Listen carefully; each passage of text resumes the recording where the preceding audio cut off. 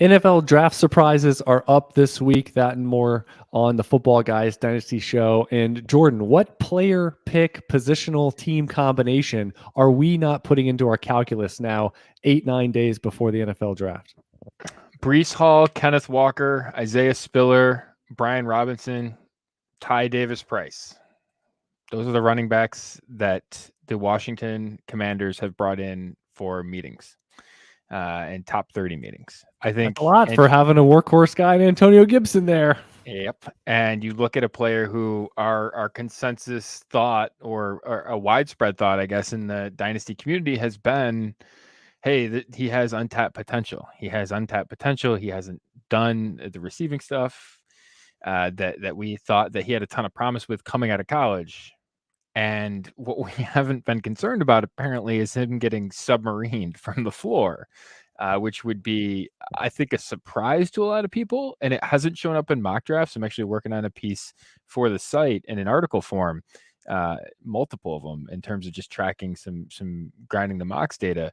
It hasn't shown up in mock drafts, but I'm surprised at their interest in the running back position, given that they might go wide receiver in the first round as well. I'm just really surprised by that, and it's not something we're talking about. It feels like a critical offseason for Antonio Gibson. The first one was J.D. McKissick. He's in Buffalo. Oh, zip, zap, zip. He's back in Washington.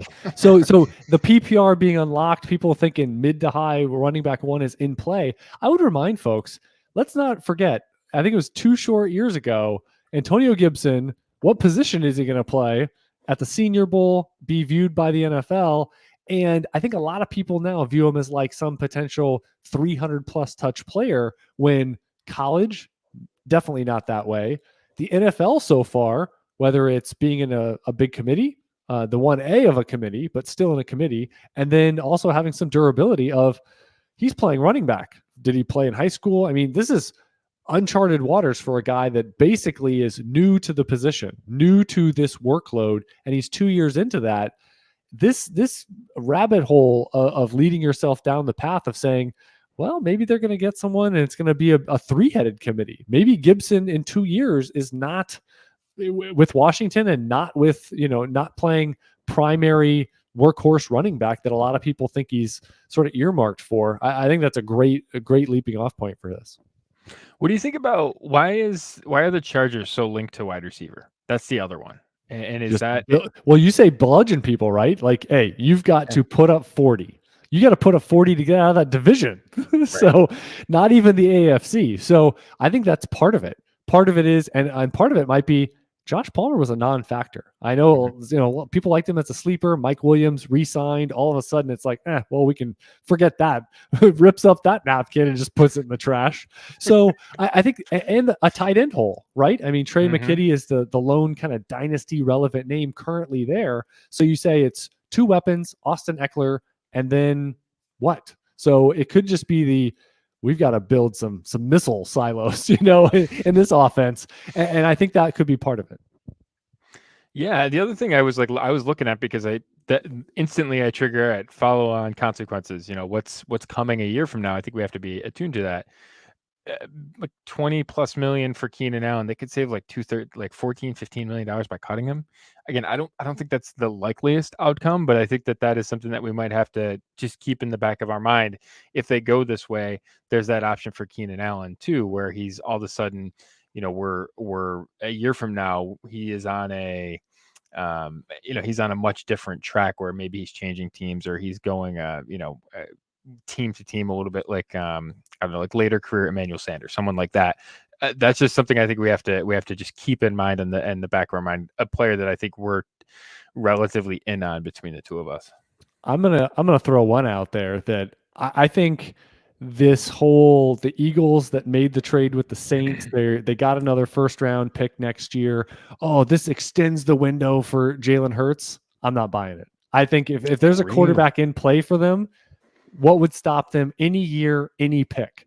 So to pretend like Jalen Hurts now, because of that deal, has insulation, I think that is completely just rhetoric. This time of year, let's write an article about something. The trade happens. What's our Eagles take? Oh, it means it's great news for Jalen Hurts. I'm not buying it at all. They're sitting there. They've got 15. They've got 18.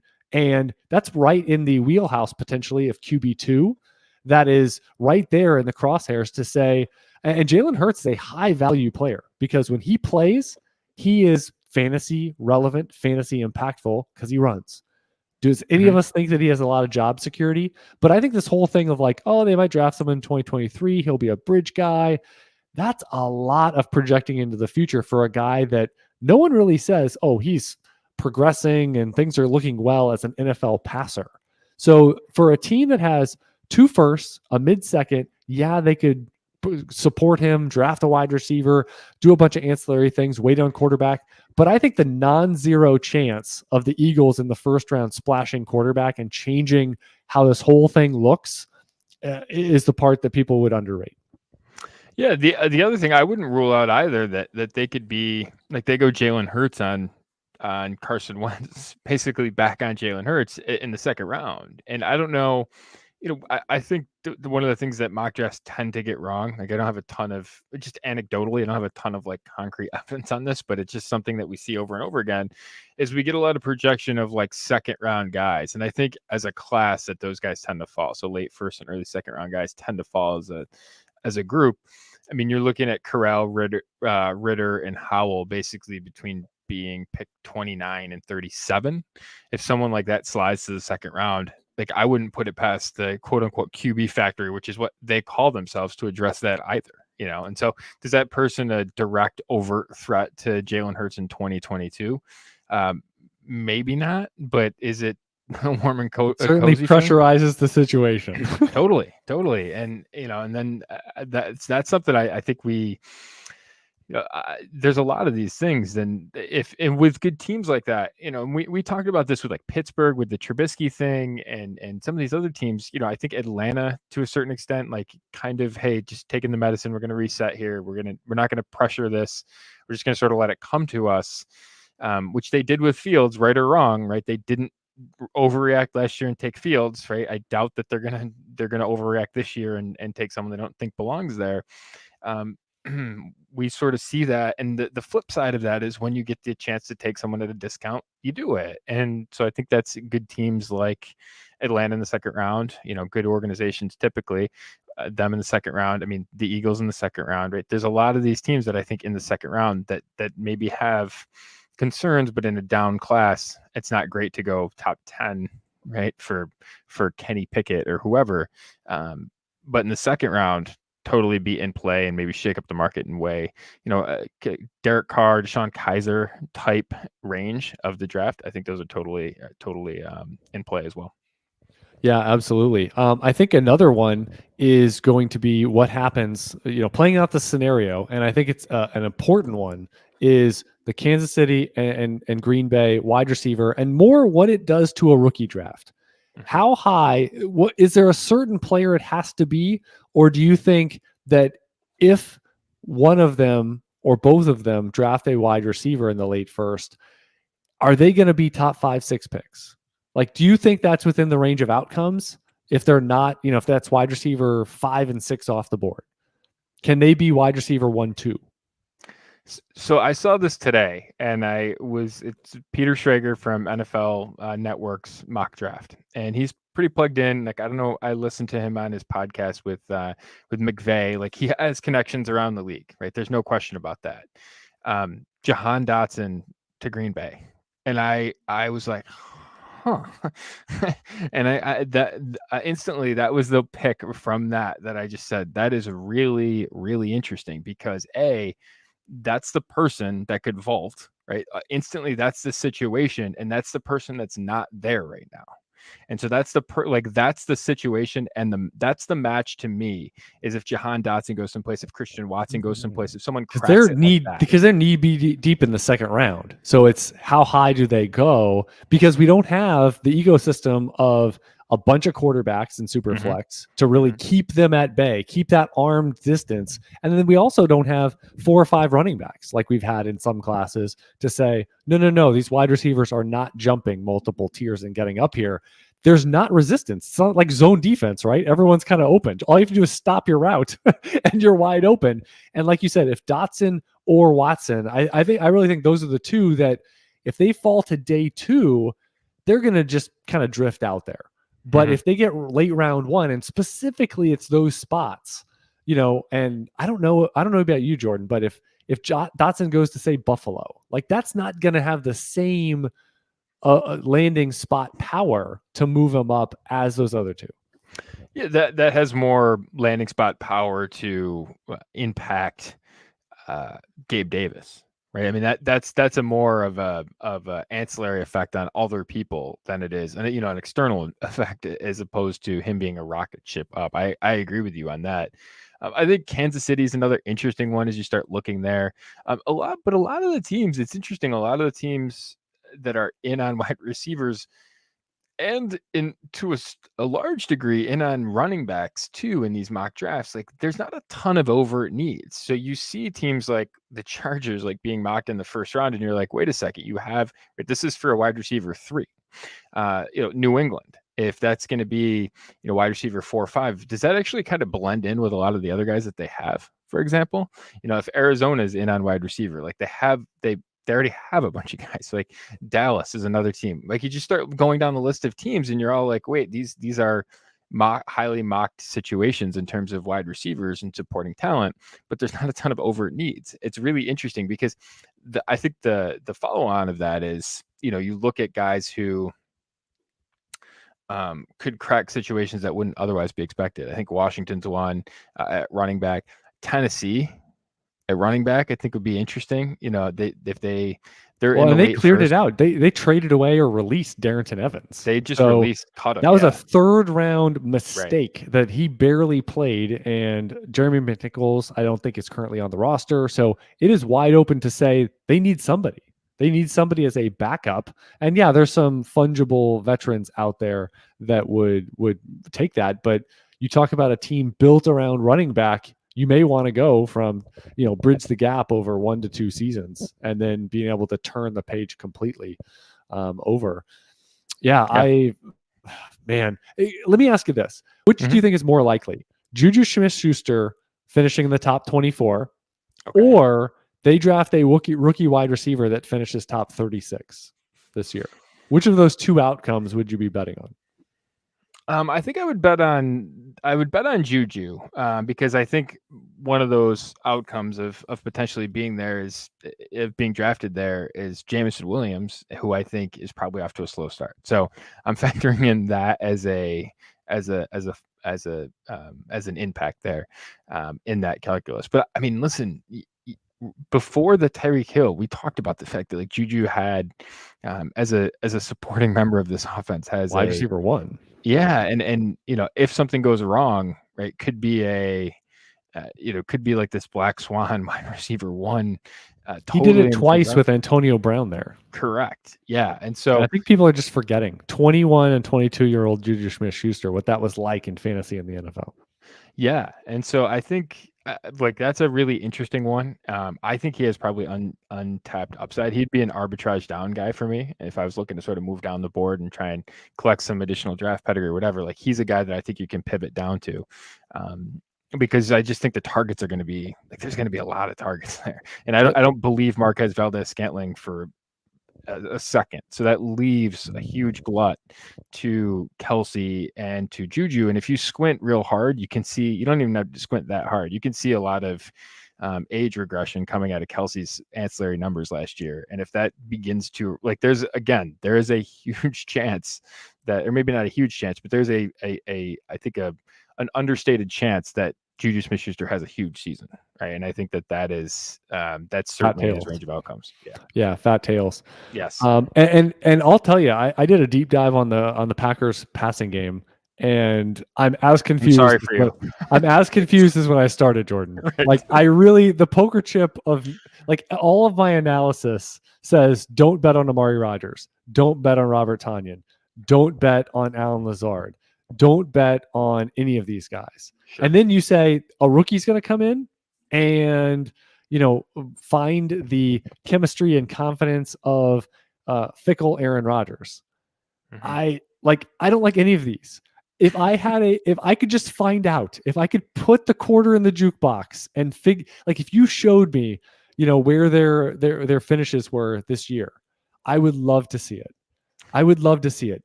Is Big Bob, touchdown Bob coming back? Are they just going to go through two running backs? Are they going to have 500 touches between the two running backs? Uh-huh. Is Alan Lazard just such the easy answer, but no one wants to actually give that answer to the test, where he's the most productive guy over more years in that passing game than anyone else, and yet we just do not want to turn in that card?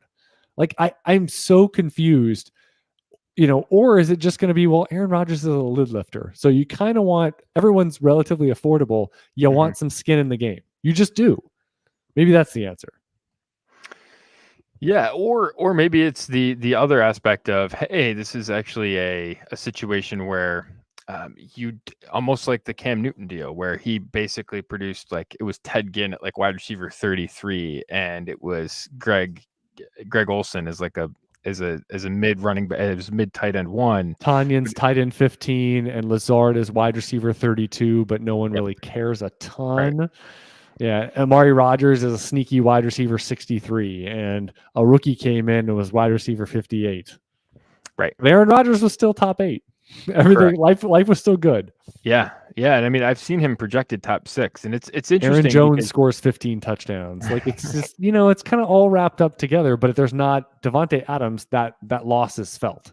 Right. AJ Dillon, wide receiver 1, that could be totally in his range of outcomes. I kid.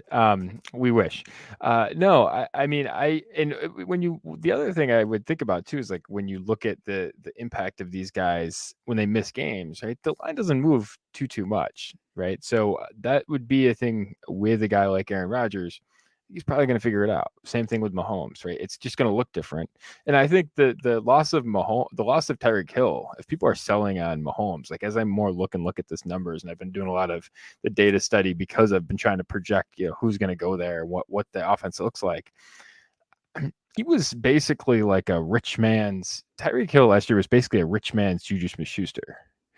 And he was JuJu Smith-Schuster that was asking for a whole lot more money because of what defenses did to him, which was basically take away the Tyreek Hillness of his game and turned him into JuJu Smith-Schuster plus. And now they're just replacing that with JuJu Smith-Schuster, right? And so I think that when you start looking at these, again, it had a little bit of an impact on Mahomes, right? But I think that they're adjusting their offense. I mean, it's like Brady. Right? How many iterations has Brady gone through in his career? That's kind of what we're seeing with some of these things. So, but I do think I think the big one, I think the thing that would really shake, we think about the Clyde Edwards-Helaire one's probably the most recent one of guys off the board of being 101, 102, 103 in that range. He wasn't in that range that vaulted into that range. I think Jahan Dotson to the Packers would be the one that would really make I still don't think he gets all the way home, though. I don't know if he's Edwards. To me, the two guys that I think could make the biggest jump in terms of how high in the rookie draft, not from where they're coming from, the two guys for me, and Jerome actually asked this in the live chat here. He mentions about George Pickens. If he gets a supreme landing spot, he's in that early second, maybe late first. And then the other one is Treylon Burks, who's faded a little bit. He started out maybe in the mid-teens. His expected draft position is now in the early 20s. You put those combination, to me, it's those two guys. The upside, the physical profile of Treylon Burks, and you put him in one of those two situations. And to me, it's explosive perception by Dynasty and rookie drafters. And then George Pickens, big Devy name from 2-3 years ago, pipeline program. and a guy that frankly was in the wide receiver one discussion for this class, before injury. He basically had a redshirt year this past year, but man, either of those two guys go to one of those landing spots. And I know they're not moving from the mid second or something, but they're moving from the later first or the mid first. And I do think they can go to maybe Treylon Burks could go. I still think 101 is in play. I think if he goes to one of those two spots, and especially Green Bay, 101 is in play. And I think George Pickens can get into the top 3 or 4. I think those are in play. I just don't know if Jahan Dotson can go all the way. Like, could he be 106.7? Sure. But I don't think he can actually be drafted a few times at 3. Like, I don't know if that landing spot still gets him all. It moves him up a lot. I just don't know if the market's going to move quite to that extreme nature. What's the market move on Christian Watson to Green Bay? I think right now was he 16, 17, somewhere in that zone of Superflex. And I think he'd probably go into the top, into that 5-6 range. I think it might be into like kind of what George Pickens would do.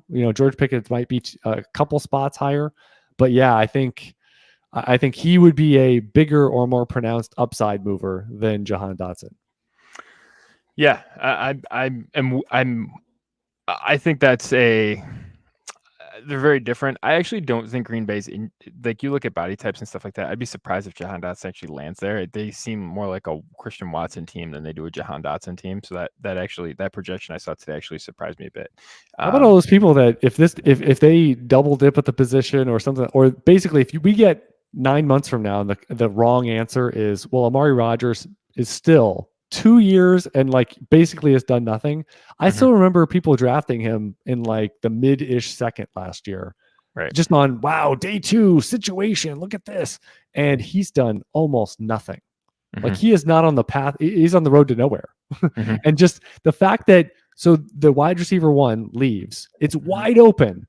And you as a day 2, now year 2 wide receiver is not viewed as the answer and becomes not the answer.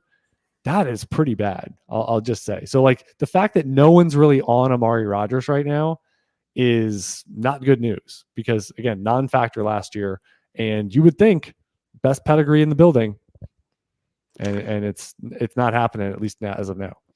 He's worth a dart throw late, right?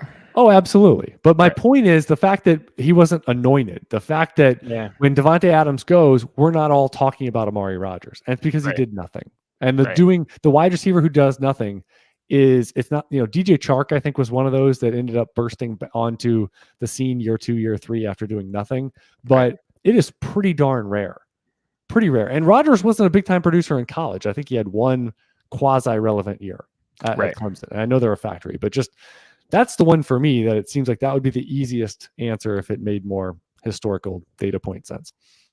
Yeah. Could you give me a couple bullet points on Buffalo? On running, I've heard running back, I've heard wide receiver in round 1. I'm not like on the probabilities, but do you think those positions are actually in percentage point chance in play? I'd be surprised if they were. I'd be really surprised if they went running back. That's the thing that I would be maybe on day 2, and we've seen them go single. Because it's a committee with Josh Allen.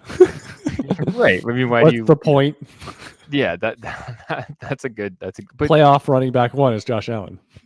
Right. We joked that last year, like when the chips are down, right? The question about them was, oh, can they run the ball? I'd be like, you're just gonna call a keeper, right? I mean, the math on this isn't too terribly hard. Right? It turns into a scramble. That's how you get the rushing numbers up. Right. It's student body right. I mean, their most mocked over the last 2 months has been wide receiver. Cornerbacks high, D tackles high as well. Jameson Williams, the highest mocked wide receiver, 8% of mocks there for him. I would love that personally. I don't think he's getting there. I think he's more likely to get wide receiver 1 treatment than he is to get to Buffalo in the 20s. So there's been talk that Buffalo might move up. I think a premium position corner, for example, like if they moved up for Stingley or someone like that, that would be interesting. I'm not sure what's going to be there at the end of the first round. I haven't done a ton of that study. Can I ask you one person that I'm surprised out? I was just looking at data today. Trey McBride has actually fallen like a half a round and I'm not going to say plummeting. No, but he just keeps. He started up in like you saw a couple late first, back in January or something. And it's been, okay, he sat in the 40s a little bit. Now he's in the 50s, right? Right. I mean, Like yeah, this trending is not a towards good third look. round more than first round. Not a Right. good look. And he tested well. That's the other thing. This is Yeah. coming off a pro day where he ran the 4.5s. Right. Not a great look. And I think that's one of the other key questions in dynasty rookie drafts is 2 tight end drafts. Trey McBride, where does he go? I mean, you kind of, if he goes round 2, you kind of think positional value wise, he's got to go later first at a minimum. Right. But I would be surprised if people jump in a little earlier with the lack of running backs to take the spots. We'll see about quarterbacks because it's usually premium for that with 2 tight end as well. But yeah, and you look at the pass catchers are being vaulted up everywhere. Right? Pass catchers in terms of wide receivers, they're going right. And the argument is, hey, they're so expensive to sign as free agents. We're just gonna in a deep tight end, not so much. I mean, we saw Hayden Hurst go for a song this offseason. Evan Ingram got a 1-year deal for pretty darn affordable. I mean, you've got guys kicking around like CJ Uzama for pennies. So it just, it seems like tight end will come back around when it's warranted, but heck, it may be a couple years from now. It's Brock Bowers or something. So it just seems like, you got to have the horses. And honestly, like you rewind the tape and you go, well, any draft class now that doesn't have Kyle Pitts or TJ Hawkinson or someone going insanely high in the draft, you just kind of shoulder to and be like, yeah, all right. And I think part of it for me is you look back at, what was it, 2017, which was the OJ Howard, Evan Ingram, David Njoku. I mean, we had a bunch of first rounders. They went late first, I think, in stock rookie drafts. Kittle's been the best. And look at the return on, all 3 of those picks. You kind of meandered around in the woods a little bit, but to be fair, we're still lost. I mean, I haven't even heard your report on OJ Howard to the Bills on, kind of what that does. Is he just going to sit there and block? Like what's going to happen here? He's a one-man coverage buster, right? I mean, he's like what's the guy with the superpower that just disappears and no one can see him? Is he going to run like a deep cross, across the formation? Like we saw that with, I think Hayden Hurst a couple of times in Atlanta, just getting loose. Yeah. And it's just like, and everyone else gets the attention and he'll have like a 50-yard gain twice this year. That's his entire college production. Like that's his entire college production was on like busted coverages where just no one, was. Does he hurt Dawson Knox's upside? Or is this a completely separate thing? Like, does Knox have mid tight end 1 in play, or does Howard? There's like a bajillion guys that have mid tight end 1 in play. So he's one of them. Yeah, I think he does. I mean, I think this is the way I would rather turbocharge an offense than draft a running back, right? Draft a guy like OJ Howard. When you look at him, like his yards per route run, some of his points per route run as a fantasy guy as well. Like there's some stuff there that's pretty juicy. Again, limited sample size, injury riddled, right? Sat behind Cameron Brate and Gronkowski. Those aren't great indicators, but when he has played, he's been, pretty efficient. I think those are all interesting things. I mean, I've taken a couple of deeper shots in startup drafts on him, into the 20s, right? I think that's an interesting bet because ultimately, I don't know if Dawson Knox is super special, right? He doesn't really stand out. When you squint, OJ Howard's profile does stand out, even though there's a lot of indicators saying that he's probably not the efficient guy just because he hasn't gotten that volume, right? I think there's 2 things that work there. So, but yeah, he's interesting. He's like, that's the way to turbocharge an offense or get an Evan Ingram more than draft a running back would be my take. The last one I'm going to mention that people shouldn't be surprised, but yet the way this player is valued, this might be one of the bigger swings when you talk about a young running back that this coming up, this Thursday, Friday, especially Friday, I think is going to determine a lot of how he's valued, and it may shift by a round plus in rookie draft cost. Michael Carter. He's the one that's sitting here and should be nervous, should be worried. I don't care what the team told you. You're a day 3 running back. You had a few flashes, but let's not pretend like you're on some big macro success track to really ward off competition going into year 2. And the part that worries me, Jets have a ton of picks. So unless they're trading them, I mean, not the first rounders, but they got 35, 38, 69. All those picks would scare me if I was a Michael Carter owner. And frankly, he's a young player that had some appeal coming into the NFL. He got one of those landing spots that was viewed as relatively wide open. But if they draft over him this year with Isaiah Spiller or higher, then, I mean, we're talking about a guy that, late second, 3rd round rookie pick valuation, where right now he might be in the later 1st. So that's the one I'll kind of finish out on that. Later 1st, I just don't get it. And I think you alluded to Gabriel Davis. What happens if they draft? I mean, the fact that it's non-zero, we talk all the time about careful how much value you put on guys, especially with incomplete profiles, the months leading up to the NFL draft, because one player, one selection makes the difference. And so I know the Jets have a lot of needs and they're building things up, but man, I think that's one that one of the top 2, 3, 4 running backs could absolutely be in play, and they have the picks to do it. Yeah, so I actually looked at them, and they were, because I was the Michael Carter thing in particular, only 7% of drafts had them selecting on day 2, selecting Breece Hall on day 2. Yeah, so it's a relatively small number. And that's the zone, though. I mean, that's right in the expected draft position, the 35 to 45, 50 for running back 1 and maybe 2 as well. So yeah, it's the one right in there. Right, they have 4, 10, 35, 38, 69, very nice, and then some day 3 picks. So I mean, they're in the range of guys, and it'd be interesting. Like, what do you think in terms of running backs going off on day 2? Like, do you think, like, if I gave you 3.5 as an over under, what do you take? 3.5. I'll take the over just because 3 is a really low historical number, and I think the pivot guy. Like, I think James Cook's going to get in. Now, how does Dynasty view him? Because he has the name cachet, but he's not really viewed as a full-fledged, feature back per se. More of an ancillary guy, maybe more NFL value than fantasy value. So to me, the pivot one is actually Isaiah Spiller. So, I am getting, as a fan of his, I'm getting a little nervous because he's oscillated around. He started out being pretty high. I remember 12 to 18 months ago, it was Hall and Spiller and Hall, 1-2. Kenneth Walker breaks out, and now Spiller's been fading. He didn't have the good workout. So that is kind of the equation of saying, who's to say they don't draft Zamir White or Brian Robinson or someone else in the later third, and there's like one spot left. And I really think that's one of the key points to rookie drafts is how many after Walker, how many running backs get day 2 pedigree, and does James Cook count because he's subsized? So I think between Spiller and maybe Pierce Dameon Pierce, Zamir White, Brian Robinson, round 3 versus round 4 is a huge deal, huge marker point for pedigree and allegiance. Well, ask Darrington Evans, maybe not so much, but usually it's a big marker. And so I just think that's going to really define maybe the later first round of rookie drafts, all the way to who do you need to wait on and say, unless it's a 3rd round rookie pick, I'm not paying it. Real quick, more likely story: 3 running backs or 5 or more on day 2. I'll go 5 or more because I really do think it's going to be 4. So I'm not going to commit to the 3 thing. And I think, man, like last year was just one. We had 4 last year, and Carter was the first one. Running back 5 to drift in. We had a big break. I think round 3 is going to be the round. I think there's going to be more like Brian Robinson or Jerome Ford or Rashad White or Zamir White. I think we're just going to get 1 or 2 that we're kind of hoping for. They might have even a round 4 projection right now, but I do think we get them as sort of like that number 2 back. They're going to slot nice and comfy for us in that injury away camp.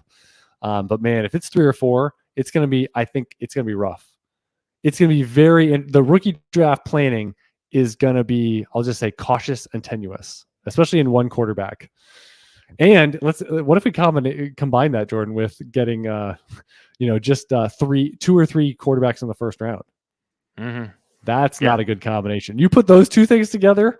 Not great, Bob. And then no tight end that can possibly take the spot. Seriously. Yeah. The bad combination. That whole combination. Yeah. Right. Chad Parsons, Jordan McNamara, episode 100. Here we are. And in Jordan and Chad fashion, we went a half hour before mentioning any of that stuff. So episode 100 here, and going into the NFL draft season as we started a couple years ago, I want to remind you about the Football Guys official gear and merch over at shop.footballguys.com. Quality designs, materials, that classic Black-Eyed Joe logo. Look like a champion with that Football Guys gear and merchandise. Got cups, Jordan is rocking it. Got coffee mugs, outerwear, shirts, hats, everything you need. And Jordan already mentioned it. He already teased it. He's got a series coming out about those landing spots and about the NFL draft and the calculus that goes into what goes in for us at rookie draft time. So, and we're already talking about the staff rankings. Those are out right after the NFL draft. You want to sign up for that daily email update on the top right of the homepage. Everything is there because that's when you're going to get alerts about the rankings being good to go. And you're going to, everything starts up and awakens with a giant sprint. We've already stretched. Don't worry. April is stretch month. Numbering May, up. we're going to start delivering in terms of comments, rankings, and a lot of upgrades on the site. Pretty excited about it over at footballguys.com. Let's talk about a few trades, Jordan. Gabriel Davis is one in the crosshairs here. So FFPC, one quarterback, Gabriel Davis makes their roster cut to 16 players. Davis and 112 for 104 in one quarterback. I think it's the right move right now. I'd go up. I would jump from 112 in Davis to 104. Listen, I still think it's the right move. Even if, even if you quote unquote roll snake eyes and they don't draft somebody, we're still talking about they've got two solid tight ends. They've got Stephon Diggs and they've got Josh Allen, and Gabriel Davis fits in there as your wide receiver. What an FFPC. I think it's dangerous, to value him too highly. Yeah, and the other thing I would say too is you can do this post. I think there's ways you could slide down if there wasn't a receiver drafted there. I still think you could slide from 104. You could make this type of trade cheaper, right? Couldn't you do this type of trade for Brandon Cooks or something? I don't why does it have to be Gabriel Davis? Right. And if you want to go up there now, sit at 104, and if you want to slide back later, you can, and you're probably going to get a better shot. In one quarterback is 112 super significant? You could also just pay 104 straight out for someone that's a stud. Totally. Yeah, I've been there, done that for 2, 3, 4 years, easily. So that would be my biggest question. And 4 is a pretty valuable spot. I don't think you're going to get running back 1 or 2. And that makes it a little more precarious in one quarterback. I think Hall and Walker will be long gone by 4. Yeah. But we already talked about Packers and Chiefs, so wide receivers might make that interesting. All right, we've got another trade involving rookie picks here. We've got one quarterback, 111, James Washington, and a 23 third for a 23 first. So it's basically 111, a little bit of fluff. Where is your line for trading for future picks, and would you do it now? Is that a super flex first? One quarterback. It's notable, I think, that you have to pay a first. You have to pay more than a first this year to get a random shot next year. I think the next year's first, just by its randomness, is worth more than 111 this year. So that's. I think the market's probably catching up to this as a phenomenon, especially in a bad class this year versus a good class next year. I wonder if on the clock, again, 111, it's tough in one quarterback, right? What are you getting there? And is someone going to get? You're hoping round one wide receiver. And frankly, I think the number is you need 3 running backs to go ahead of 111. And then you're hoping for 6, 7 running wide receivers in the first round. Because you don't want to take QB1. You don't want to take tight end 1. Right. You don't want to take a day 3 running back. I mean, James Cook probably isn't optimal either. So I just, right. Yeah. You're hoping. Yeah. I mean, you wish you could rewind. I mean, you're kind of hoping for a Kadarius Toney like situation where he was out in the mid-second, and now you're like, I'd take that 111 right here, right now. Lock me in there. Yeah. And not that, again, we're not lamenting the whole, losing James Washington, losing the third, but I think what you're saying is 111, depending on how this breaks, could you get a future first and then maybe get a third this year, get an injury array running back? Can you get something added to that first, naked, that you can get that done? I'm not sure you can though. Right. That's the and 111. We're not talking about 109, or 8, where you probably are going to get a really good look at a round 1 wide receiver if you so choose. Right. That will help. That will help a lot. Yes. Yeah. I would probably, as we talk more about this, I'd probably take the future pick and just, roll it over. Last one here. We've got Superflex, Tyreek Hill, Ezekiel Elliott, and Jameis Winston in Superflex for 111, 211, 309. 23 first, some early possibilities there, and a 23 second. You rewind that just because there's so much going on. I have the So, list you sent me. I got you. You got late first, late second, and a third this year, first and second next year for Tyreek Hill, Ezekiel Elliott, Jameis Winston, and Superflex. Yeah, so I mean, I think Jameis is drawing live for a long-term starter spots. I think that's notable. As you start breaking these down, Tyreek Hill's worth more than. Well, let's break this down. Jameis Winston, you'd take him over the 2 seconds, right? Yes. Okay, so now we're left with 2 firsts, basically. And so yeah, so let's assume this. Let's say Zeke for 111, Tyreek Hill for the 23 first, which projects earlier. I think you do that. And even if you discount Jameis a little bit and you think, hey, maybe he's only worth one of those seconds, I still think you get to being plus. I think you're ahead on the player side, right? And this is when you make a deal like this, you have to understand that you're pushing chips in, right? When you do this, because you're going without a first next year, you're pushing chips in on guys that are they're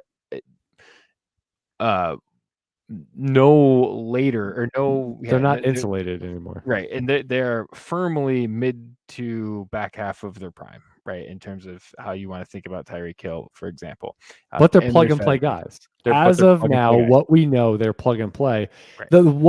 It's only the 23 first that gives me any sort of pause, but it's not that you're doing all this for one of them. You're getting 2 guys, and Jameis Winston he's above the threshold of throw in for me. So it feels like a lot, but honestly, in Superflex, you might be getting three guys that are in your lineup more often than they're not. 2 guys project for sure. Winston might be ahead of whatever you project at QB2 right now for your team. Like if this is your pick in the 23 first, then I think it looks pretty good. If you're trading someone else's pick away, and we talked about this on other shows, Jordan, that that's not the best practice to have, because now you're not reducing the chances it turns early because you're getting assets. It's someone else's pick entirely that they can mess up. So I've changed my mind on that. I don't know if you reverted. Snip, snap. You can't just keep reversing vasectomies, Jordan. No, so I would give my own pick. Now I think is the rule. Have we had this conversation? Yes, Jordan. We had this conversation, and you said to trade the other teams away. No, so I've changed my mind. Okay, that's fine. And so, do you want me to elaborate, or do you just want me to just leave that?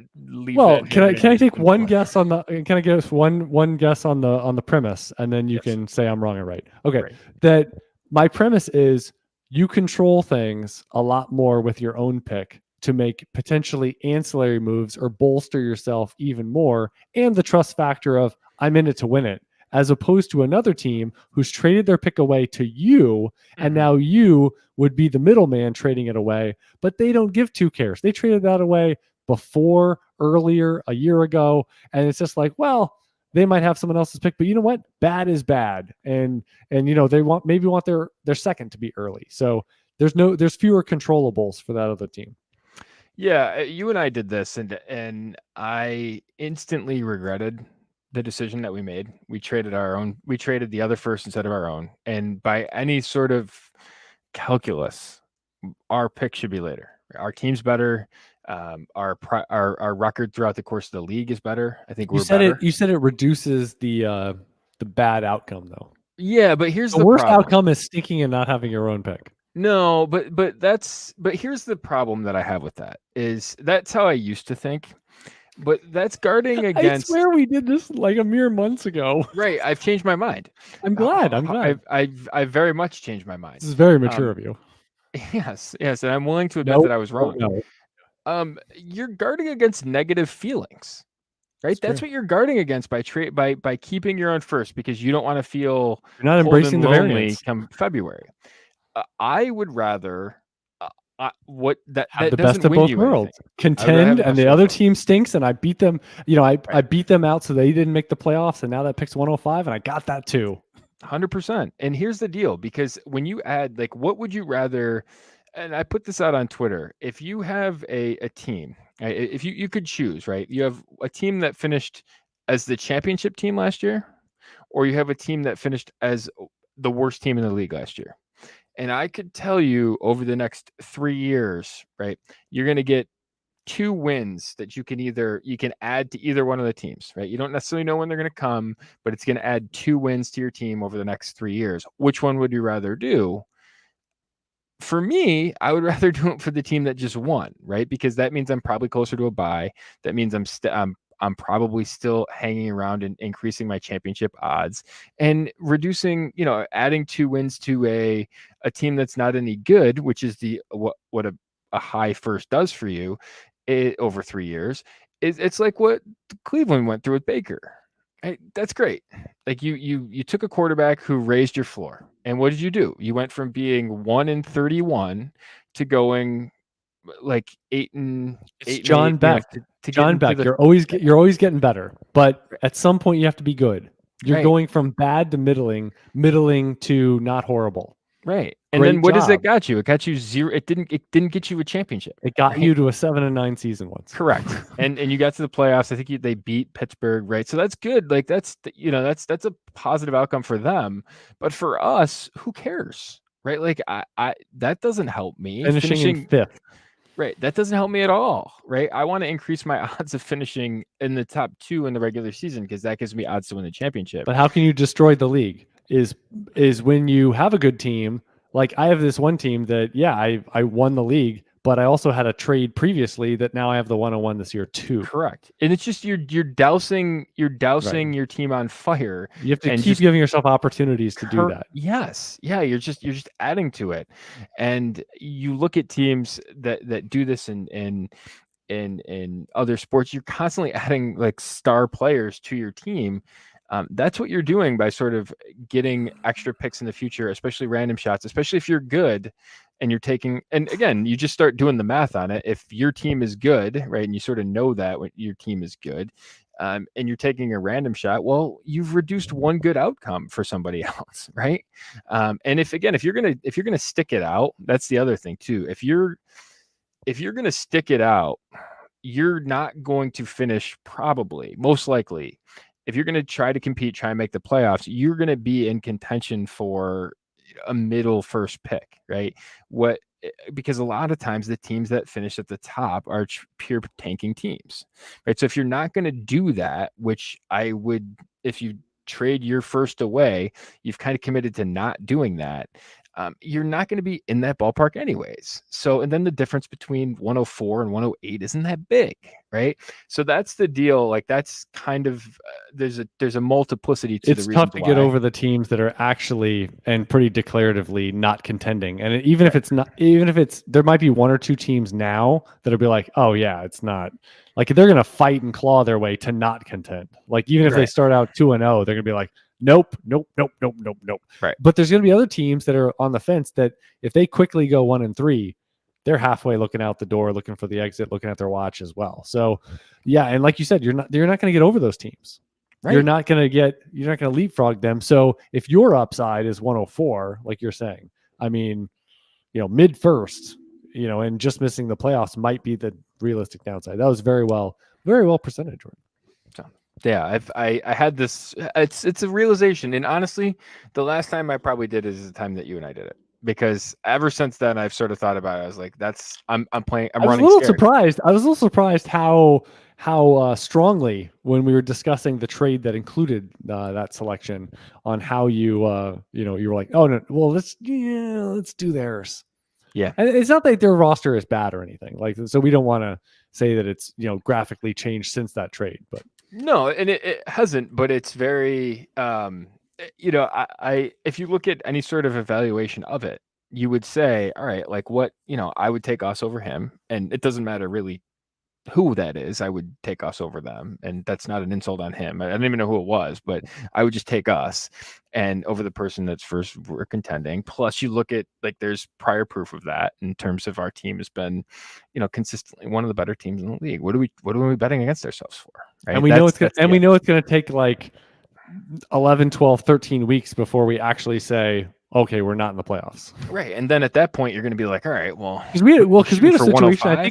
I think one of these seasons we needed to win 2 and we were in, and we were still, no, we're not going to try to purposely lose those two. You know, Right. it's like, so we're still in, Right. even though And there was a lot of stuff that odds went are bad that year too. Yeah, You know what yeah. I mean? Like that was a worst case scenario, and we stuck it out. So, and again, I'm just not.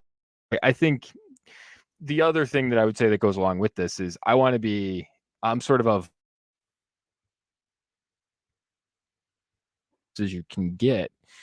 I used to be you're either elite or you're not. I don't do that anymore, right? I would rather, because if you're in the middle, again, there's 3 teams that aren't competing to be in the playoffs. So already you've increased your just by sort of committing to playing it out, your odds got go a good up. chance to make the playoffs. Right. And then just take your shot. And you like to have a bye, but if you don't, 1 week later, it's like you had a bye. Right. And there's a If you lot can of win variance that that goes game. on, right? There's a lot of things that can change. And if you build the teams like we've built them, which is your Just take shots, tons high of variance, shots. you're What do- highly what do- reliant on upside guys at running back, right? There's a lot of, and you have elite quarterbacks, right? All of those things, like they can carry you a long, long way. It's like basketball, right? I mean, you do March Madness, you got these NBA teams, they're chucking threes. Right. And what happens? If you're hot, you can beat anybody. Yes. If you're ice cold, I don't care how good you are, you're not beating anybody. Right. So that's like if you're a 5 or 6 seed, you could be dangerous. You could be the Ivy League team, and if you shoot the lights out that week, you can beat anybody. So just get in, take your shot. Right. All right. We got Football Guys Dynasty Forum quotes to finish up this week. But first, don't be like your parents. You woke up early. No one cares. Jordan, how early did you wake up this morning? No one cares. Hey, is it episode 100? Yes, it might be. Is it? No, next week's episode 100. Or is it This this is week's 100. episode? This It's is 100. Wow. Yeah. Yeah. We'll do something sometime. Wow, that's We'll figure it out. wow. Well, it took us 100 shows to change our mind on future picks. There we go. That's what There we'll you go. remember this for. 100. So, Yeah. perfect. Episode 70 or something. We probably discussed the trade that we did that on. Yeah. But are you a wake up early guy? No, not even Not at all. Well, you're a parent of 2, so there's probably a requisite early, but it's probably like if left to your own accord, your hibernation factor. My own accord, I'm not. New, are you like an 11 a.m. Saturday guy? No, I'm more of like a 8:30 Saturday guy. Okay, so. 8:30 when you have nothing on the calendar. Right. When, if my kids weren't around. So it's more like 7:00 every day, usually. It's much. Been, I don't even know the last day. I've earmarked this. I think I've earmarked this Saturday. Tomorrow. No, tomorrow I'm going to sleep in past 8. It's going to be the first time in like a while. Okay. Because I've been getting up like in the 6s and 7s. So many days in a row for various reasons. But yeah, you were probably an early riser military guy, right? Oh my God. Right? That's forcibly. That never feels good. I don't think anyone likes that. My normal wake up call when I lived an hour away, the alarm was set for 4:11. Oh. And I had to be in the car by 4:20. I had the weirdest schedule. In the car at 4:20 to avoid traffic. I would get to work at because there was nothing on the roads, like at 5:10. I would take a nap in my car until 6:10. It was the weirdest sleeping schedule. I would get you could get out of bed in your car in 9 minutes at 4 a.m. What do you got to do, Jordan? Shower, eat. You forget in the military you can hang out at work. It's almost like a little like apartment. I have a locker there with all my uniforms. You can have clothes there. There's a shower, full locker room. No, you're forgetting. There's a gym. No. You can literally just roll out. It was like putting on glasses. If I was bringing a snack, but I would take a nap in my car for an hour. It was really weird and awkward. And then I would go in all bleary eyed to work. And then if I was truly exhausted, I'd go take a nap again. It was literally just a check in. But yeah, that was my weirdest schedule of being quote unquote early, as you said. All right. Got it. Okay. Now is a good time to deal Tyreek Hill, as he is 28 and hard to believe he can put up numbers in Miami like he did in Kansas City. The best ADOT of Tyreek Hill's career, who his quarterback was? Chad Henne? Alex Smith. Oh. So when we go back and we talk about the impact that quarterbacks have on wide receivers, we're not very good at it. And I would just say, again, and if you want to go back on, Allen Robinson's going to be on his way to the worst season of his career. Is that what you're saying? Right. Speaking of guys who Chad Henne's the best quarterback ever played with, Yeah, I don't. Listen, I think he still has plenty of upside. And listen, everyone's bailing on him. So I mean, selling into that we just isn't broke good. down a trade where you could view him as like a late first. Right. Selling it. Why would you Insanity. sell into that in this class? Right. I Insanity. don't. And yet people are higher. There's plenty of people that are higher on Tua. So you're high on Tua, low on one of the best productive wide receivers we've had over the last 5 years. Right. And who knows what the next 12 months brings either, because they've set themselves up as, hey, if this Tua thing fails this year, we're going to be in the market, and we don't know who that is. Having Tyreek Hill and Jalen Waddle is a pretty good selling point for a quarterback coming in. Right? Is it Kyler Murray? Is it there's who knows who it's going to be? The NFL is turning into the NBA with the quarterbacks changing teams. Kirk Cousins. I mean, it could be a ton of guys. Right. It could be an early first round pick, and the excitement that gives people. Right. So variety of different guys. Could be but Derek a late Carr, first. Right? He's 28, not could dead. be Tom Brady. That's gonna be that's gonna be the funniest thing, that wide receivers now at 28, 29 years old are just, I mean, throw them out to pasture. Right. Yeah. You can just print money on these seasons. Yes. I mean, how many more top 24 seasons does Tyreek Hill have in him? Right. 3? This is the reason why I'm really hesitant to go early at the wide receiver position in startup drafts, is because if you do that, you all of a sudden you make this less attractive to your team, because instead of Tyreek being a huge discount wide receiver 2 on your roster, you go into or Mike Evans being like Mike Evans, you're drafting him. If you get him as your wide receiver 4 or 5, that's not a great cool outcome as waiting and as your wide receiver 2. Right. And plus, at that point, he's not going to be an uptick value guy, right? Like you're not the bet that you want him, you don't want him coming off your bench. You want him in your lineup. And so, having depth. So he's starting over a guy you drafted 4 rounds earlier. That saps away the efficiency of it. Yeah. Last and then why are you doing that? Right. It's just, exactly. Yeah, I'm with you. Last one. I believe Jerry Jeudy will be the biggest benefactor of the Russell Wilson trade. No, it's Courtland Sutton. And if you look at Courtland Sutton's stats, so definitive. I think it's Sutton as well. Yeah, and if you look at Sutton, like, you want to know who had the second highest ADOT in the NFL last year? It was Sutton. And you want to know who of the qualifiers? It was Sutton. And when you start looking at that and you think, okay, why was he bad? Well, it was basically he had an incredibly high unrealized amount of air yards. And why is that? Is he bad, or was the quarterback situation bad? Well, I think the quarterback situation was probably bad, right? And that's the deal. Yeah, it depends on how you qualify that. But guys ahead of him that played, any meaningful amount last year: Deshaun Jackson with 32 targets, Marquez Valdes-Scantling with 48, Henry Ruggs with 35, and then it was Emmanuel Sanders with 68 and Sutton with 95. So it depends on how you cut the numbers, but basically with guys over 50 targets, he was second. That's with a ton of it unrealized, right? I think you get one of the best deep ball throwers in the history of the NFL, and that's the guy I think that's gonna benefit. Courtland Sutton has 2 adjusted points per game seasons better than Jerry Jeudy has ever had in the NFL. So you're betting on the guy that has a bigger name because he went to Alabama, but in terms of the NFL, who's done more? And it's not like Courtland Sutton is 31 years old. Right. He's going to be 26 at kickoff. So he's in his prime, 25 to 29 or so. I mean, he's right in there. Whatever you want to say is a wide receiver prime window. And I was out on Sutton a year ago, but you know what?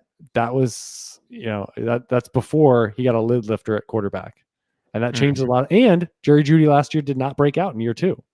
He was marginally the same in brass tacks fantasy. So those 2 factors, KJ Hamler not being a factor, trading away Noah Fant. I mean, there's a number of things that are working for Courtland Sutton. And now you're saying he's cheaper than Jerry Jeudy. I mean, we didn't even get into cost. You just said who's going to be the biggest uptick guy and who's going to be the biggest benefactor. I think Jerry Jeudy is one of the most overrated things out there. Yeah. And we'll see how it plays out. Obviously, there's a lot of leverage. And how about this? What if it's not high volume? What if this is still not like let Russ cook? Like we think it's easy to say, oh yeah, there's gonna be a top 10 guy here, and it's Jeudy. So to be so declarative about both things, you got to be right on all of them. Yeah, Jeudy doesn't strike me as a Russell Wilson type receiver. He just that's what he does well. What everyone lauds him for. Hey, he's a great route runner. That's like we haven't really seen did Russell Wilson do that. And you know who's who's closer to Tyler Lockett on the whole depth chart? KJ Hamler. Anyway, so Jeudy doesn't fit with any of these things. Right. All right. In this episode, we discussed recently Denver Broncos offense, Jerry Jeudy a little bit, all that trading about Gabriel Davis, some of those tier breaks in the 2022 class, things we have to watch out for in the NFL draft, as well as some of those surprises. What are things that running back, wide receiver, we could be expecting or should be expecting, at least be open to come 9 days from now for the kickoff of the 2022 NFL draft. He is Jordan McNamara. I am Chad Parsons. And until next time, good luck in your dynasty leagues.